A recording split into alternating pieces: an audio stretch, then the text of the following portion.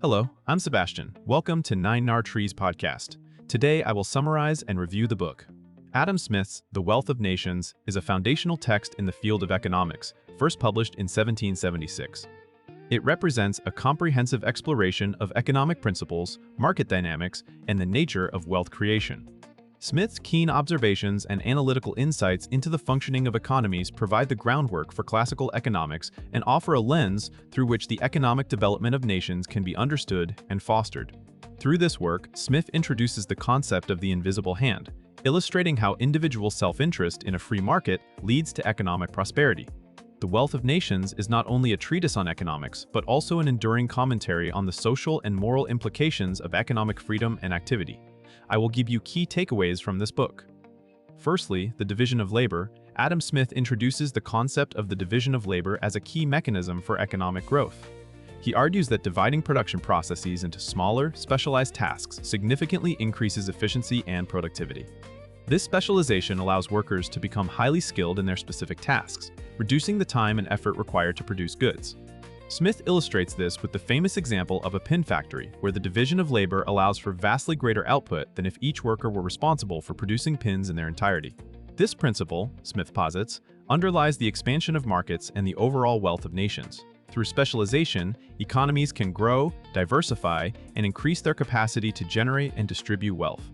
Secondly, the principle of the invisible hand. Adam Smith's concept of the invisible hand is perhaps one of his most enduring contributions to economic theory. It describes the self-regulating nature of the market, where individual pursuits of self-interest inadvertently benefit society as a whole. This principle suggests that when individuals engage in commerce, seeking to maximize their own gain, they necessarily contribute to an efficient allocation of resources, which leads to the betterment of society. Smith argues that this process works best in the absence of excessive government regulation, allowing the invisible hand to guide the market towards equilibrium and efficiency. This idea underpins the advocacy for free markets and limited government intervention in economic activities. Thirdly, the theory of moral sentiments. Although technically elaborated in a separate publication, Smith's theory of moral sentiments deeply influences The Wealth of Nations. In it, Smith explores the human capacity for sympathy and argues that moral reasoning is foundational to economic interactions.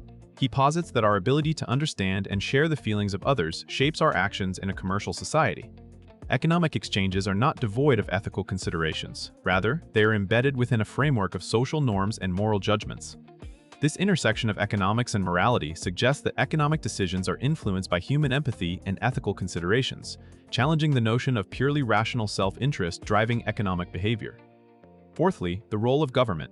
Smith outlines a specific, limited role for government within the economy. He advocates for the protection of society from invasion, national defense, the administration of justice, protecting individuals from injustice or oppression, and the creation and maintenance of certain public works and institutions that the market cannot profitably provide, such as roads, bridges, and schools. Beyond these roles, Smith warns against government overreach into economic affairs, arguing that excessive regulation and control can stifle innovation, efficiency, and growth. His vision promotes a balance where the government provides essential services and infrastructure, fostering an environment in which markets can function effectively and freely.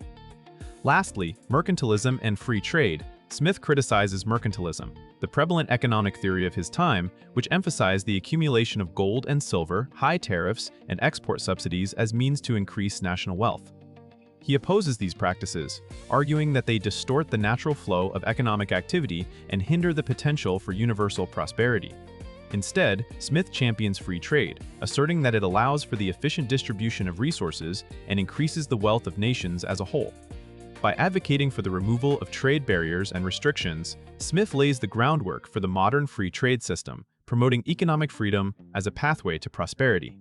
In conclusion, Adam Smith's The Wealth of Nations is more than just an economic text. It's a profound exploration of how wealth is created, distributed, and consumed within societies. It offers insights valuable not only to economists, but to anyone interested in the mechanisms of markets and the principles of economic liberty. Smith's emphasis on the division of labor, the invisible hand, moral sentiments, the role of government, and free trade are foundational concepts that continue to shape economic policy and thought. This book is essential reading for policymakers, business leaders, and individuals aiming to understand the dynamics of economies and the principles of prosperity. Its lessons on efficiency, freedom, and the moral underpinnings of economic transactions offer timeless wisdom on the creation of wealth and well-being. If you would like to support Adam Smith, you can buy the book through the Amazon link I've provided in the podcast description. After reading the book, please let me know what you think and share your thoughts. See you around.